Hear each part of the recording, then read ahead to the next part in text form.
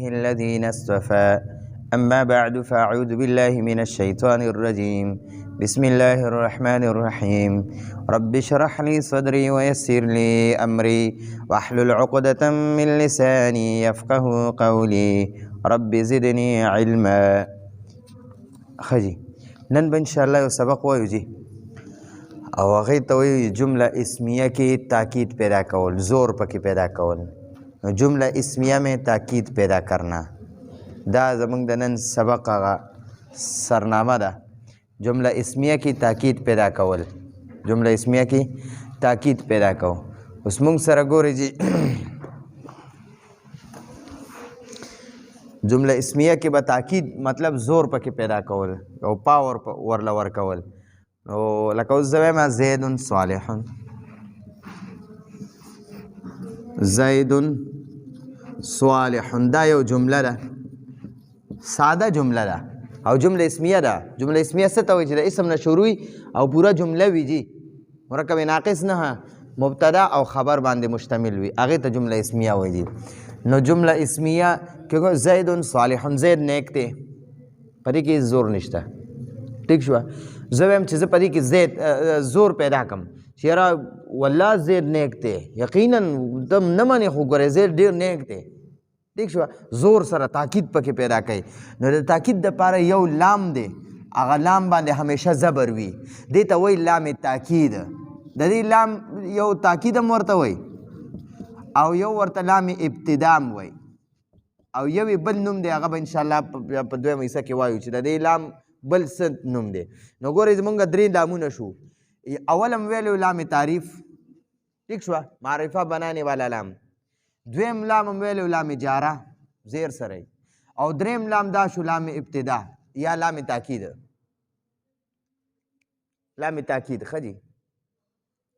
نو دا لام تاکید چې دی که نه دا د زور دپاره راځي.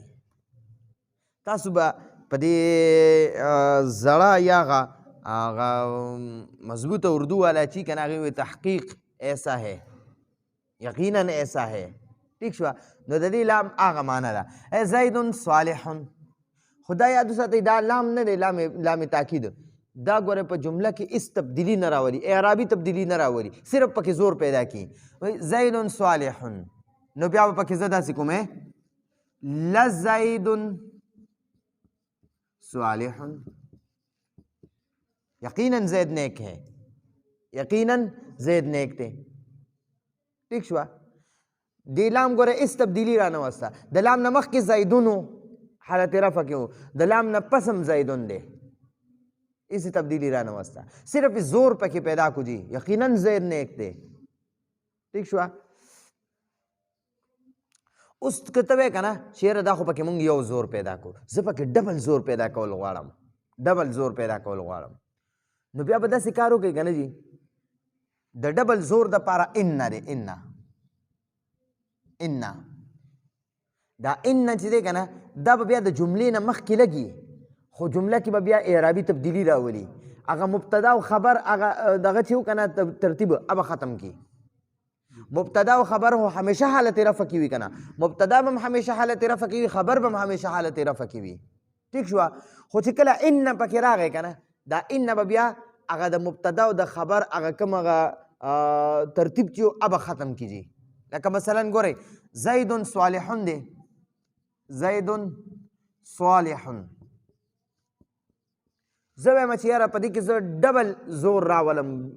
زور پکې دلته کې تاکید پکې راغی، خو زه وایم چې یاره ډبل تاکید پکې راشي، نو ان به ترې مخکې داخل کړي. ان نو دا زیدون نه دی جي، دا به حالت نصب ته واړئ. د ان کې دا کمال شته جي، هغه مبتدا چې و که نه دا به حالت نصب ته واړئ، زیدن بشي، او دا صالحون به په خپل ځای باندې وي. هغه لام تاکید چې مونږ په اوله بر حصه کې په زید لګولې وه که نه، دقه لام تاکید به راولي په دې صالح پې ولګي. ان زیدن لصالح، ان زیدن لصالح. اوس هغه د مبتدا او د خبر هغه ترتیب ختم شو. اوس په مونږ دې ته څه وایو، زیدن ته به څه وایو، مبتدا ورته نه شو ویلی، ځکه مبتدا او همیشه حالت رفع کې وي، دا حالت نصب کې دی. دته به مونږ څه وایو، دته به مونږ وایو ان د ان اسم انک اسم او دا صالحون نه دی دته به مونږ وایو خبر ان انک خبر د ان اسم او د ان خبر نو د ان اسم چې دی دا به هغه مبتدا شوه مبتدا چې وکنه هغه د ان اسم شو اوس موږ د دې داسې ترتیب نشو د جمله نشو دغه کولی د ترکیب نشو کولی چې یاره زیدن مبتدا او صالحون خبر دا نشو بس ختم بس زیدن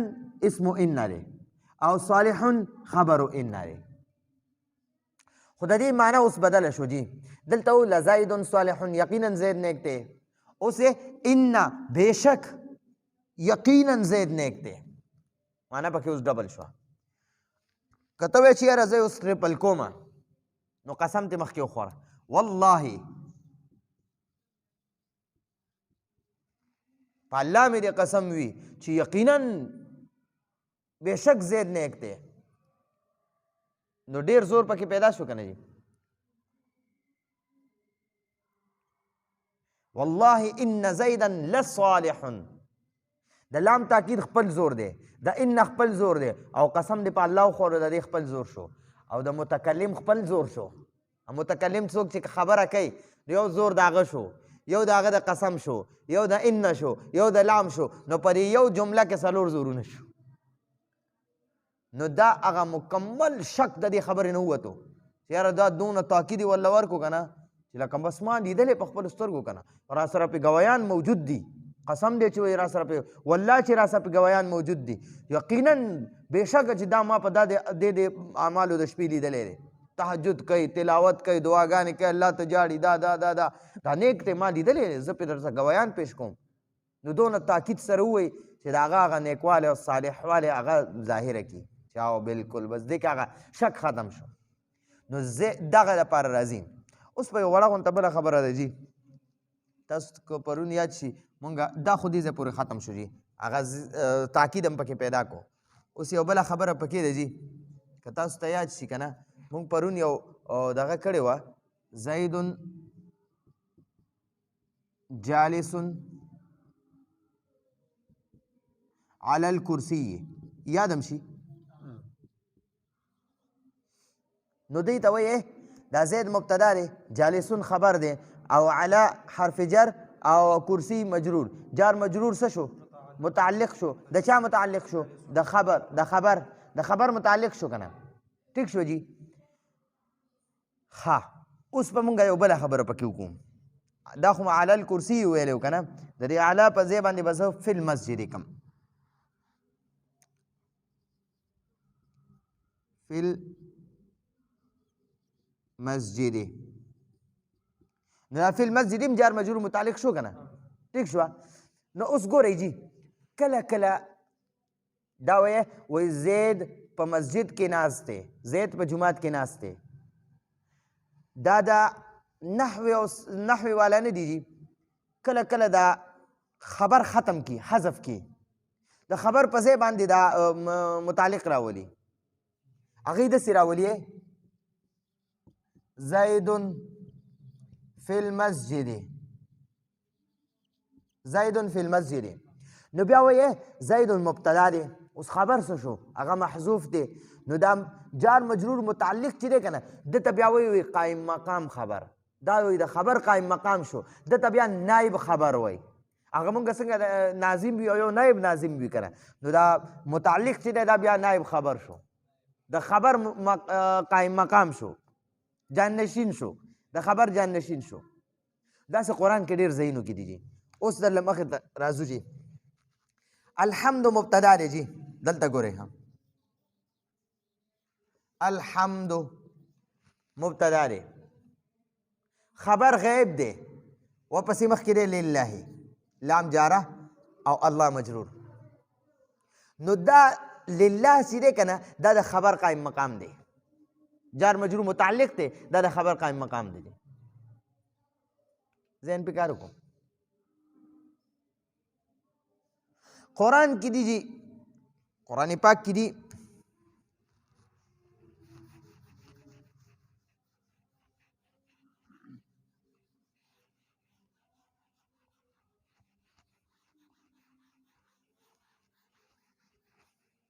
قرآن پاک کی دیجیے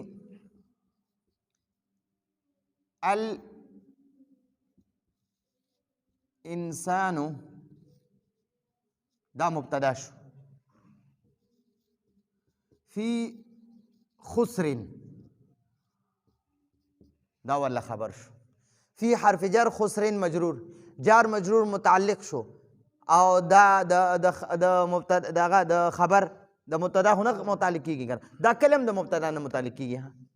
دا چې متعلق کیږي نو بیا نو دلته کې بس متعلق مونږ نه وایو جار مجرور دا قائم د خبر قائم مقام شو جار مجرور د خبر قائم مقام شو خبر محذوف ته دلته ٹھیک شو نو جار مجرور د خبر قائم مقام شو جی ها ګوره جی الابرار فی نعیم پدې کې یو بل هم ډېر د فصاحت او د بلاغت یو نقطه پکې ده جی الابرار فی نعیم ابرار نیکانو ته وایي او نعیم نعمتونه ٹھیک شو په نعیم جنت النعیم هغې کې به وي دي نعمتونو کې به وي الابرار فی نعیم الابرار مبتدا شو فی نعیم جار مجرور دا د خبر قائم مقام شو په دې باندې ذهن کار وکړي ها اوس په دې کې بیا خبرې کیږي نو دا الانسان نه دی جی په دې کې مونږه ان سره زور راولو الانسان مبتدا دی کنه چې د باندې مونږه ان ولګو دا بس تبدیلی راولي انسانو دی کنه او انسان کی دا پکې یو زور شو لام اغلام تاکید په فی باندې ولګوا ان الانسان لفی خسر دوا دغه شو پکې زورونه شو پکې مخکې ته الله پاک قسم هم خوړلی په زمانه باندې والعصر ٹھیک شو جی والعصر نو ګوره یو قسم شو یو لام تاکید شو او یو کلام الله دی کنه څلور زورونه شو پکې کنه نو ډیر تاکید سره او بل پکې یو د فصاحت او د بلاغت یو نقطه وګورئ جی کله چې حرف جر نه پس د حرف جر نه پس دلته حرف جر نه پس وګورئ دا اسم نکره دی که معرفه دی معرفه دی معرب باللام دی فی المسجد دی او دلته فی الخسر نه دی جی فی خسرین دی چې هر کله د حروف جارو نه پس یو اسم وی اسم او هغه نکره وي نو په هغه چې کوم تنوین وي یا به د ډېر حقارت دپاره وي چې ډېر ښکته حقارت دپاره وي یا به د ډېر تعظیم دپاره وي جي نو دلته دا تنوین د تعظیم دپاره دی جي ډېر لوی نقصان ډېر خطرناک نقصان کې دی معمولی نه ډېر لوی نقصان کې دی ډېر زیات لوی ٹھیک شو جی ان الابرار ان دا الابرار دی که نه انکه ان الابرار لفی نعیم نعیم تا وګورئ جی معمولی نعمت نه جی ډېر عظیم الشان نعمتونو کې به وي نیکان خلک ها نو یو تاکید پکې د ان شو یو پکې د فی شو یو د نکرې هغه تنوین شو او یو کلام الله هم دی که نه او د تحقیر دپاره د حقارت دپاره کله راځي جی شیطان ملعون چې کله د تکبر هغه الفاظ وي که نه وی خلقتنی من نار زدی د من نفس وګورئ من نفس نارین وګورئ تنوین دی پې معمولی اور نه ډېر لوی اور نه دی زه پیدا کړم وخلقته من طین د ډېرې حقیرې خټې نه اوس وګورئ دلته دا تنوین د تعظیم دپاره او دلته د تحقیر دپاره دلته د ډېر زیات تعظیم دپاره لویوالي دپاره دلته هم د لویوالي دپاره د حروف جاره نه پس چې اسم مجرور وي که نه او نکره وي نو هغې هغه تنوین به د تعظیم دپاره وي یا به د حقارت دپاره وي دې دوه خبرو دپاره وي ٹھیک شو جی نو الله پاک قسم خوړلی چې په زمانه مې د قسم وي یا د مازدیګر په وخت مې د قسم وي ٹھیک شو چې ان الانسان لفی خسر، انسان ډیر عظیم شان ډیر خطرناک نقصان کې دی جی، خطرناک نقصان کې دی. خو بیا ویلی دي یو قسم کسان ښودلي دي چې ګوره دوی به پرې بچ وي، چې کله ایمان راوړي، ایمان په الله باندې ایمان راوړي او نیک اعمال کوي، عمل صالح کوي او تواصوا بالحق، د حق دعوت خلکو له ورکوي، د حق خبرې خلکو له دعوت ورکوي. نو چې کله هم دا خلکو له دعوت ورکوي که نه، رسول الله صلی الله علیه وسلم ته به خلکو وي که نه ویل کافرانو منافقانو لوی لوی ظالمانو به هم ورسره خپل مالونه کېښوده، وي دا ډېر لوی امین دی، ډېر لوی صادق دی. خو چې کله خلکو ته وي یا ایها الناس قولوا لا اله الا الله تفلحون، هر چا پې کاڼي مورشتل، هر چا ورته چې د چا نه څومره لوی تکلیف رسېدل که نه، چې چا په وس کې څومره زیات نقصان رسولو هغه ور رسول. نو وایي داسې به ایمان هم راوړئ، عمل صالح به مو کوئ، د هغې تبلیغ به هم بیا کوئ، او چې کله تبلیغ کوئ که نه نو تا ته به څوک سیرې نه اچوي، والله که درته څوک سیرې واچوي او نه درځي او لاس درله ښکلوي او نه درته دعاګانې کوي، هغه به تا ته ضرور نقصان رسوي، خیرې به درته کوي، کنځلې به درته کوي، رد بد به درته وایي، بېعزتي به دې کوي. نو وتواصوا بالصبر، بیا به ته په هغې صبر کوې. دا څلور خبرې دي، ایمان بالله، عمل صالح، تواصي بالحق، تواصي بالصبر. نو په دې کې زمونږ د ژوند د بدلېدو ډېر لوی سبق دی جي په سورې عصر کې. امام شافعي رحمه الله په دې څه اقوال هم ذکر کړي دي که نه، چې د انسان د ژوند د بدلېدو دپاره او د انسان دپاره د نصیحت نه دی، نصیحت د نصیحت دپاره صرف سورې عصر بس کافي دی. او هغه وایي د ټولو نه لوی عظیم الشان مسلمان دی چې هغه په سورې عصر لاندې ژوند تېر کړي، بس دغه لوی د ده دپاره دغه د سورې عصر لاندې ژوند تېرول دا بس د کامیابۍ لویه ذریعه ده. دا د امام شافعي رحمه الله قول دی، هر امام خپل اقوال دي، نو دا هغه خپل یو قول دی که نه. نو واقعي چې دې کې ډېر لوی سبق دی جي. انشاءالله موږ به هم تر خپل وسه پورې کوشش کوو چې ایمان بالله مضبوط وي، په توحید رسالت باندې عبور حاصل وي، عمل صالح. وایي زمونږ شیخ منظور منګل صاحب اکثر فرمایي که نه،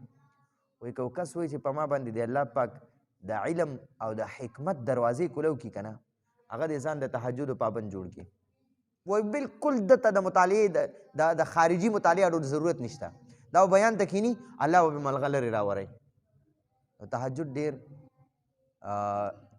لوی نعمت دی د الله پاک. نو چې څوک هم غواړي چې په ما د الله د حکمت د علم او د حکمت دروازې کولو کړي، هغه به د تهجد کوي،